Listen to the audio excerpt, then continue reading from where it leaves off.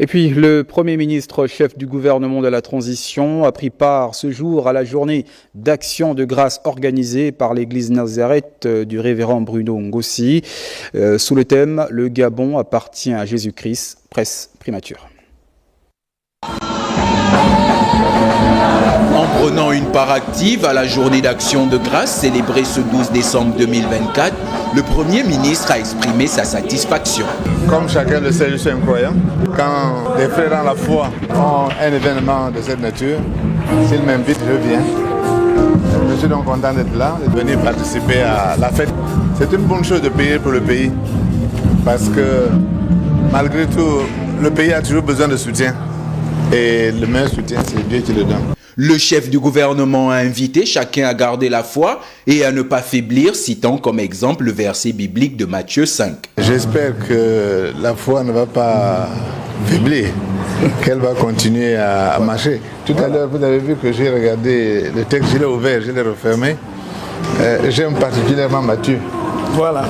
Et je suis allé regarder le chapitre 5 de Matthieu.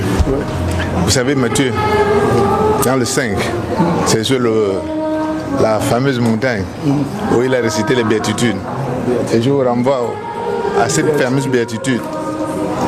Heureux le cœur pur, ils verront Dieu. Cette grande rencontre qui a réuni les filles et les fils de la même nation encourage chacun à cultiver les valeurs d'amour et de respect, comme le rappellent les Saintes Écritures dans Jean 4, verset 12. Et puis après cette action de grâce, le Premier ministre de la Transition a pris part aux travaux de la 39e session du Conseil d'administration du CAMPC, entendez Centre africain de management et de perfectionnement des cadres. Il a pris part à cette cérémonie d'envergure et juste après, vous allez suivre le Conseil d'administration. Mais d'abord, cet élément de la communication présidentielle.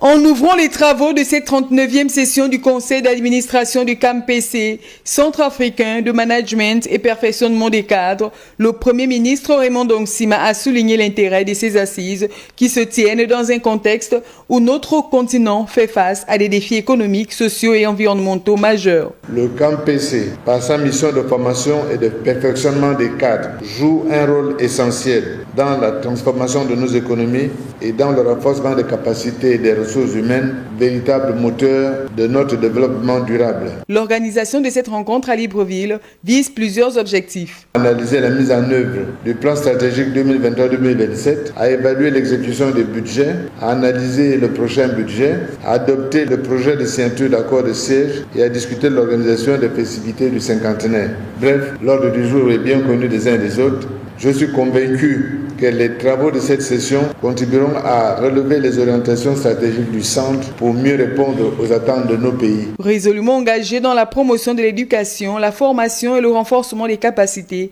le gouvernement a souligné l'importance d'accueillir un campus dans notre pays. En accueillant le CAMPC, le Gabon a voulu confirmer son engagement à contribuer activement au développement des compétences des cadres africains dans un environnement propice à l'échange, à l'apprentissage et à l'innovation. Je suis convaincu que l'accord de siège renforcera les liens entre nos institutions et permettra de déployer des initiatives ambitieuses pour le perfectionnement des cadres à travers le continent. Proposera au Gabon une offre de formation en adéquation avec nos besoins. Le Gabon reste résolument engagé dans la promotion de l'éducation, de la formation et du renforcement des capacités sont des piliers essentiels pour l'autonomie et la compétitivité de nos administrations et de nos économies.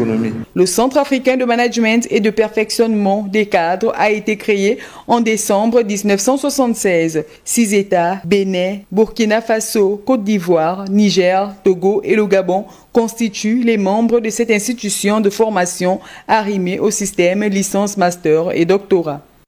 Vous l'avez compris, c'était plutôt un élément signé communication primature.